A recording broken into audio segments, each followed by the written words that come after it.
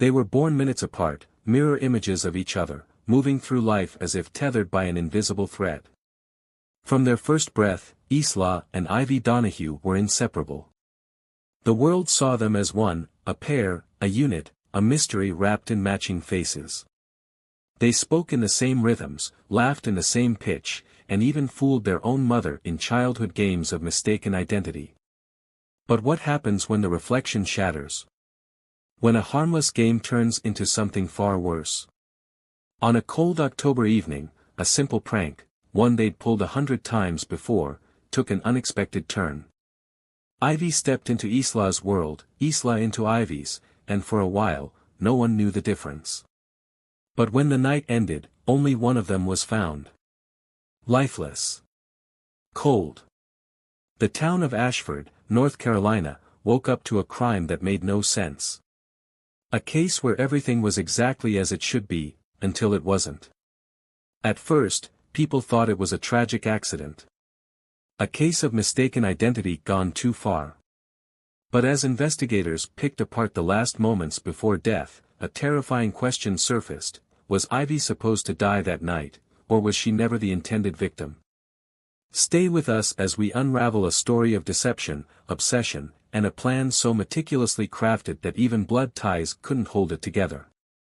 If you haven't already, subscribe, turn on notifications, and join us as we uncover the chilling truth behind Isla and Ivy Donahue's final game. Ashford wasn't the kind of town where people locked their doors at night.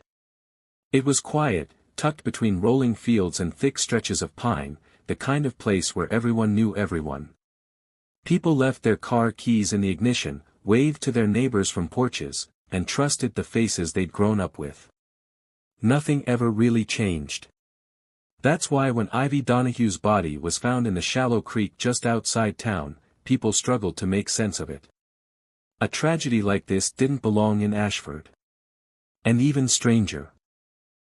It took nearly a full day before anyone realized the body in the water wasn't Isla's. The twins had always been a topic of conversation, though never in a way that made people uneasy. Their connection fascinated those around them. They finished each other's sentences, anticipated each other's thoughts, and on more than one occasion, tricked their high school teachers by swapping places. It was a game they played since childhood, something harmless, something fun. Until it wasn't. On the night of October 15th, Isla and Ivy decided to switch places again, just for the night. Ivy was supposed to be Isla. Isla was supposed to be Ivy. No one was supposed to notice. But someone did. And by morning, only one twin was still breathing. At first, the police worked under the assumption that Ivy had been the intended victim all along, that maybe she had gotten caught up with the wrong person at the wrong time. But as investigators started untangling the details, another question emerged. What if Ivy's death wasn't the mistake? What if Isla was the one who was never supposed to survive? The town struggled to process it. How could a simple prank turn into something so final, so brutal? The idea that this was anything more than an accident was hard to accept. But as the investigation moved forward, it became clear, this wasn't random. It wasn't a misunderstanding. Someone had been waiting for the right moment to strike. And the twins, so used to stepping into each other's lives, had unknowingly set a deadly plan in motion. Isla and Ivy Donahue had always been two halves of the same whole, but anyone who knew them well understood they were nothing alike beneath the surface. Isla was the quiet one, the one who preferred books over parties, routine over spontaneity. She spent her evenings studying, working toward a degree in forensic psychology, fascinated by the very minds that committed the crimes she hoped to one day help solve. Ivy, on the other hand, was electric. Full of life, laughter, and impulsive decisions that made every day an adventure. She was the one people noticed when they walked into a room. Where Isla hesitated, Ivy leaped. And yet, despite their differences, they were each other's greatest comfort, their bond seemingly unbreakable. But even the closest relationships have their cracks. Their mother, Madeline Donahue, had seen it for years, subtle, easy to miss if you weren't paying attention. A rivalry that simmered beneath the surface. It was never loud, never obvious, but it was there in the small things.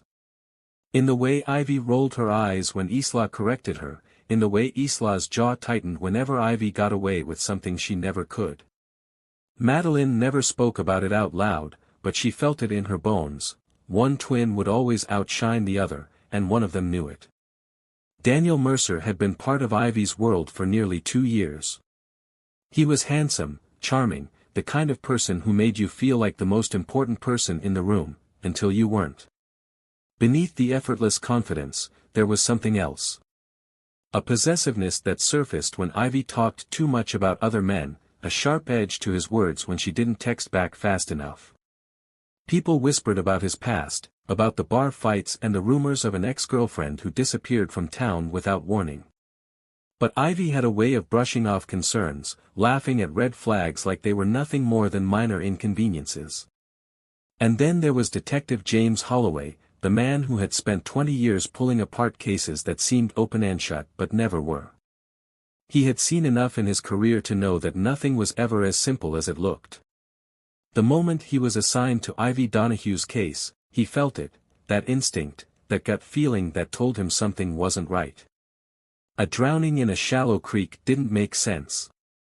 A girl who had everything to live for didn't just die in the middle of a prank gone wrong. He didn't know the full story yet, but he knew one thing for sure. Someone was lying.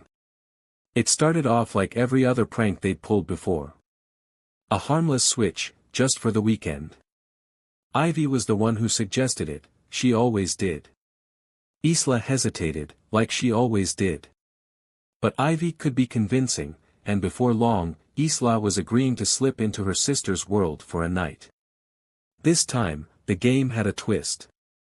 Isla wouldn't just be fooling their friends or their mother. She would be stepping into Ivy's relationship, playing girlfriend for the evening. Ivy laughed it off, telling her sister it would be easy. Just nod when Daniel talks about himself, she joked, and don't order anything weird for dinner.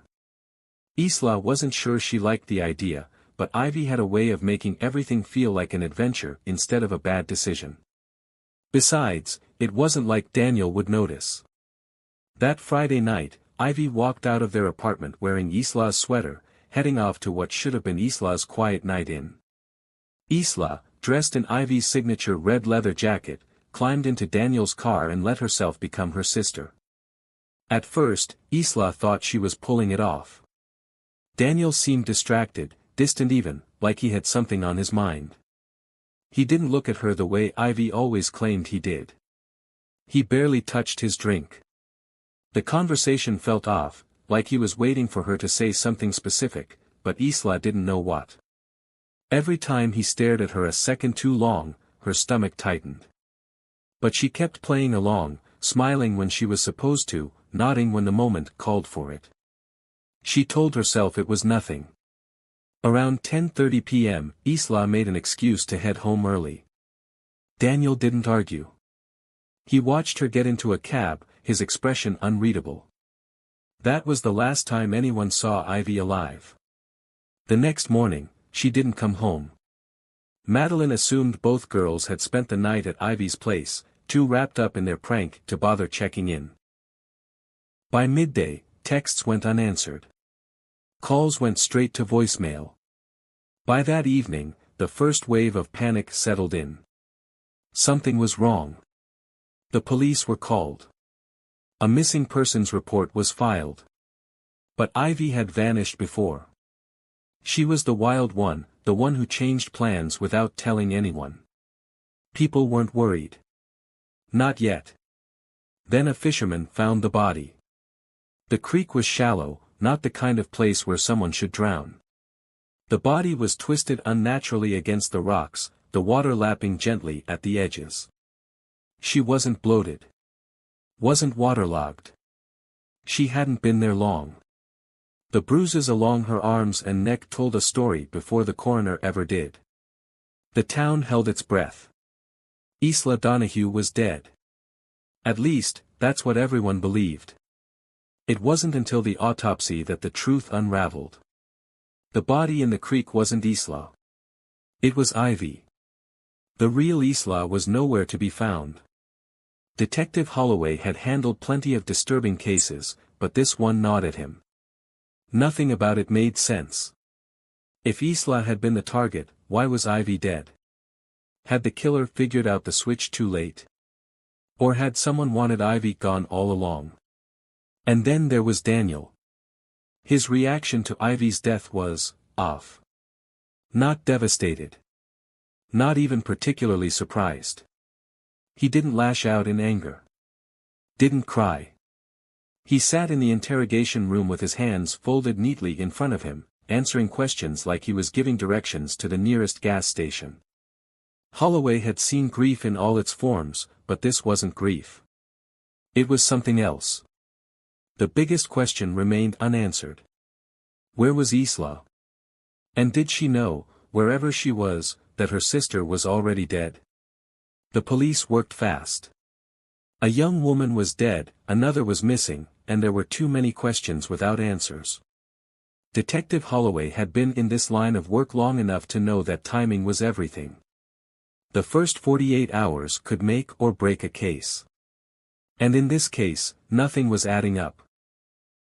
The first piece of the puzzle came from Ivy's best friend, Melanie Carter. She hesitated before speaking, as if she wasn't sure how much to say. Then, finally, she admitted it. Just days before her death, Ivy had confided in her. She was planning to break up with Daniel. Melanie had warned her to be careful. Daniel wasn't the type to let things go easily. He had a temper. He got jealous over small things. He checked Ivy's phone when she wasn't looking. He showed up unannounced when she was out with friends, always needing to know where she was, who she was with. Ivy thought she could handle him. She thought she could walk away. And then there was the witness from the bar. A waitress, young, sharp-eyed, and nervous. She told police that Ivy had stepped outside around 11 p.m. and that she wasn't alone. There was a man with her in the parking lot, and they were arguing. The waitress hadn't recognized him at first, but the description she gave made Detective Holloway's stomach turn. Tall. Dark hair. Sharp jawline. Daniel Mercer. But that wasn't all. Somewhere between midnight and 1 a.m., a neighbor in Ivy's apartment complex had heard something, raised voices, a crash, a struggle. At the time, they thought nothing of it. Arguments happened. People fought. The neighbor figured it was a lover's quarrel and turned the TV up to drown out the noise. Now, they wondered if they had ignored the sound of a murder. The crime scene unit combed through Ivy's apartment. It had already been searched once, but this time, they were looking for something specific. Signs of a struggle. Blood. Anything that suggested Ivy had made it home before she disappeared. Then they found Isla's phone. It was tucked under a throw pillow on the couch, untouched. A phone that should have been with Isla, wherever she was. If Isla had ever made it home, wouldn't she have taken it with her? Or had someone else put it there to throw them off? The biggest discovery came when they examined Ivy's jewelry. She had been found wearing a delicate silver necklace, a gift from their mother. There was something small, almost unnoticeable, clinging to the clasp, a smear of blood. It wasn't Ivy's. It was Isla's. One bloody fingerprint, clear enough for identification. Isla had been with her sister that night. But in what capacity? Had she been a witness? A victim? Or had something even more twisted happened? The case split into two possible theories. The first was simple, the kind of thing that fit easily on a case file.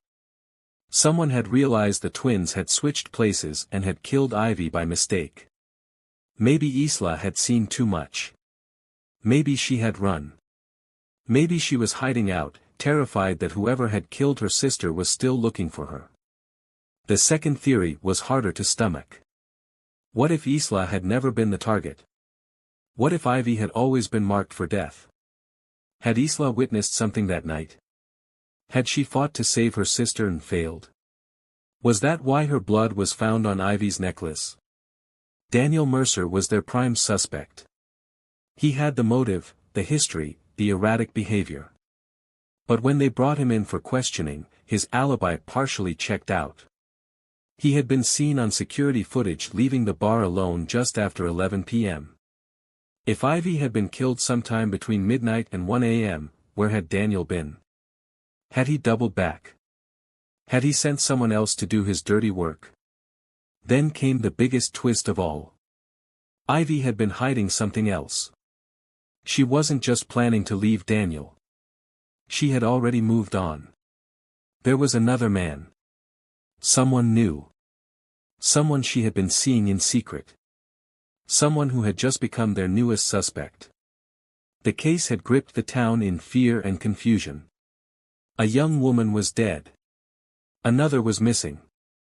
Suspicions twisted like a knot, tightening around Daniel Mercer, but nothing fit perfectly. Investigators knew there was more to the story. They just didn't know how much darker it could get. Then, a breakthrough. Nearly 3 weeks after Ivy's murder, Isla Donahue was found. She was alive. But she hadn't been kidnapped. She hadn't been in danger. She had been in hiding. The discovery came from a hotel clerk in a small town 2 hours away. A young woman checked in the night of Ivy's disappearance, paying in cash, using a fake name. Something about her seemed off. She barely left the room, kept the blinds shut, didn't talk to anyone. The clerk had seen her picture on the news days later and called the police. When officers arrived, Isla didn't try to run. She didn't scream or protest. She just looked at them, her expression blank, as if she had been expecting this moment. They brought her in for questioning, and at first, she kept up the act. She played the part of the terrified sister. She said she had been afraid for her life. She had run because she didn't know who to trust. She had been hiding because she thought whoever killed Ivy might come for her next. But the more they pushed, the more the cracks started to show. Her answers didn't line up. She hesitated on details she should have known. When Detective Holloway mentioned the blood on Ivy's necklace, something flickered across Isla's face, just for a second. Then, finally, she broke. The confession came slowly, piece by piece, unraveling a truth so horrifying that even the most hardened officers in the room felt sick. Isla had never been a victim. She had never been in danger. She had planned everything. She and Daniel had come up with the idea together. They had talked about it for weeks. Isla envied Ivy's life, her friends, her freedom, the way people gravitated toward her without effort. Isla had always been the quiet one, the overlooked one. She was tired of being a shadow. She wanted to step into Ivy's world, fully, permanently. So they had made a plan. On the night of the switch, Isla would go on Ivy's date with Daniel. Ivy, thinking it was just another prank, would take Isla's place for the night. And that's when they would kill her. The plan had been simple. Make it look like a robbery gone wrong. Leave the body in the river. Isla would take over Ivy's life, slowly, seamlessly. She would move into Ivy's apartment.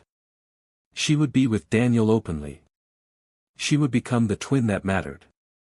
But something had gone wrong. Ivy had fought back. She had struggled, clawed, screamed. She hadn't gone down easily. In the chaos, it wasn't Daniel who had killed her. It was Isla. And in that moment, as Ivy gasped for breath, blood staining the floor, Isla hadn't felt regret. She hadn't felt horror. She had felt something else. Relief. Satisfaction. It had worked. Ivy was gone. And Isla was finally free. But the plan had crumbled after that. The murder hadn't gone as cleanly as they had expected. There had been too much noise. Too much blood. Neighbors had heard things. And then the worst part, Daniel got scared. He backed out. He left her to deal with the body alone. She had panicked. Instead of fully stepping into Ivy's life, she had fled. Hiding had been an impulse, a knee-jerk reaction to the pressure closing in. But even then, she still believed she could come back. She still thought she could slip into Ivy's life once the dust settled. Now, there was no more hiding. Daniel's alibi held for the night of the murder, but it didn't save him. He was arrested for conspiracy to commit murder. He had helped plan it. He had wanted Ivy dead. He just hadn't gone through with it. And Isla got what she deserved. She was sentenced to life in prison without the possibility of parole. No sympathy. No leniency. At the sentencing, she didn't cry. She didn't beg. She didn't even look sorry. She just sat there, head high, shoulders back. As if she had lost nothing at all. Because in her mind, she hadn't. She had always wanted Ivy's life. And for a moment, just before it all fell apart, she had it. The case of Isla and Ivy Donahue left more questions than answers. It wasn't just about murder. It wasn't just about deception. It was about something much deeper, something unsettling that made even the most rational minds uncomfortable. Twins. Two people who shared the same face, the same history, the same genetic code. But beneath that surface, beneath the illusion of sameness, there had always been something brewing. Something that only one of them saw as a problem. Isla wasn't just jealous of Ivy. She wanted to be her. She wanted Ivy's charm, her freedom, the effortless way she moved through the world. And in her mind, if they were already identical, what was stopping her from taking Ivy's place? Maybe, in some twisted way, Isla believed she deserved it. That she had been cheated, forced into the shadows while Ivy took up all the space, all the light. Maybe that's why, in the moment Ivy lay dying, Isla felt no guilt. No hesitation. Just a shift. A transfer. Like slipping into a new life, one that should have belonged to her all along. But could she have really pulled it off? Even if the murder had gone exactly as planned, if Isla had disposed of the body without mistakes, if no one had suspected a thing, how long could she have kept the act going? Could she have fooled Ivy's friends? Her mother? The people who had known them their entire lives? Or would there have always been something just a little off? A wrong note in her voice, a hesitation at the wrong time, an unfamiliar reaction that gave her away. Would Daniel have gone along with it forever? Or would he have eventually seen Isla for what she was? And then there's the question of Daniel himself. Was he really the scared accomplice who backed out at the last second? Or was he playing his own game? Letting Isla take the fall while he walked free? He had been part of the plan. He had agreed to it. But when things got messy, he abandoned Isla, left her spiraling on her own. Was it self-preservation? Or something colder? Maybe he had been manipulating Isla all along. Whispering in her ear, feeding her jealousy, nudging her toward the unthinkable while keeping his own hands clean. Maybe he had never really loved either twin. Maybe he had just wanted to see how far he could push them. Or maybe Isla had manipulated him. Convinced him they were in this together, only to turn on him when it suited her. Maybe she never needed him at all. Either way, Isla and Daniel had played a dangerous game. And only one of them had lost everything. Now, Isla sits in a prison cell, staring at a reflection that no longer matters. Ivy is gone. Isla will never be her. And the life she wanted so desperately. It was never hers to have. But the chilling part, the part that lingers, is that Isla never seemed to regret any of it. Even at the end, she didn't seem broken. She didn't seem defeated. She seemed satisfied. As if, in her mind, she had still won. What do you think? Could Isla have really stolen Ivy's life? Or was she doomed to fail from the start? And Daniel, was he truly a victim of Isla's manipulation? Or was he just as guilty? Let us know your thoughts. If this case has taught us anything, it's that sometimes the people closest to us, the ones we trust, the ones we think we know, can hide the darkest secrets. The story of Isla and Ivy Donahue is more than just a crime. It's a reminder of how obsession, jealousy, and deception can twist reality into something unrecognizable. A reminder that sometimes, the person standing right next to you, the one who shares your laughter, your home, your life, may not be who you think they are. But what do you think? Was Isla always capable of something like this, or was there a moment where she crossed the line? And Daniel, was he just another victim of Isla's lies, or was he pulling the strings from the shadows? Let us know your thoughts in the comments below. And if you haven't already, make sure to like, subscribe, and turn on notifications so you never miss another gripping true crime story. Because next, we're bringing you something even more chilling. A quiet town. A family of 4. And a man who woke up to find them all gone, without a trace. Stay tuned. You won't want to miss this one. Thanks for watching.